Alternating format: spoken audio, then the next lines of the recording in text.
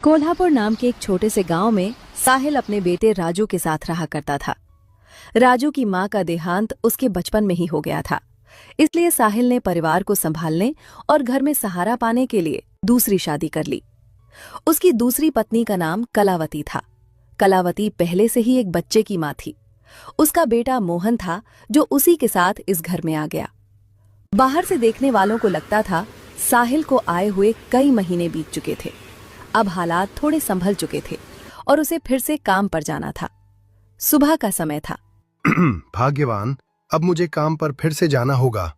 शहर में काम मिल गया है।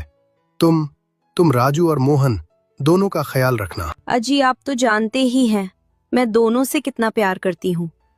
मोहन जैसे मेरे लिए मेरा अपना है, वैसे ही राजू भी मेरे दिल का हिस्सा है। हाँ, इसीलिए तो मैंने दूसरी शादी की थी भाग्यवान।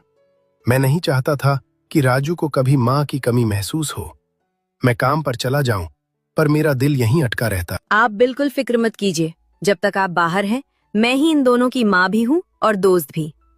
पिताजी, आप कब वापस आएंगे? जल्दी आऊंगा बेटा। और जब तक मैं नहीं हूं, तुम अपनी माँ की बात मानना।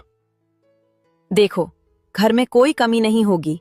जब तक पिताजी वापस नहीं आते हम सब मिलकर रहेंगे। साहिल के घर से निकलते ही घर का माहौल बदल गया। ए राजू, इधर आ। राजू डरते डरते पास आता है। जी माँ। कलावती गुस्से में हाथ उठाती है और उसे एक जोर का झटका देती है। बहुत आराम हो गया तेरा।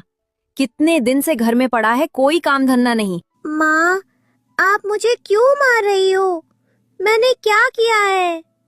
जब पूरा दिन घर में बैठा रहेगा तो मारूंगी नहीं तो क्या? तुझे प्यार करूं?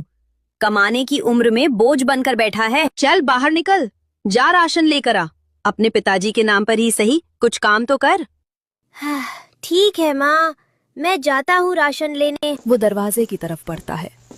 राशन की दुकान पर हमेशा की तरह आज भी राजू अकेला ही पहुंचा। अरे बेटा राजू, हर बार तू ही आता है राशन लेने के लिए। तेरे पिताजी आजकल दिखाई नहीं देते, कहीं काम पे चले गए होंगे क्या? हाँ काका, पिताजी काम पर गए हैं। अब सब माँ मुझे ही भेजती है राशन लेने के लिए। बेटा सच सच बता, तेरी माँ तुझ पर ज्यादा सख्ती तो नहीं करती? मुझे अच्छा नहीं लगता जब हर बार तुझे ऐसे चुपचाप देखता हूँ। काका, कभी कभी डांट देती है, लेकिन क्या करूँ, आखिर वो मेरी माँ है। बेटा अगर कोई ज्यादा जुल्म करता है तो पिताजी को बता देना चाहिए। ये बात तू अपने पिताजी को क्यों नहीं बताता? नहीं काका, मैं पिताजी को टेंशन नहीं देना चाहता। वो वैसे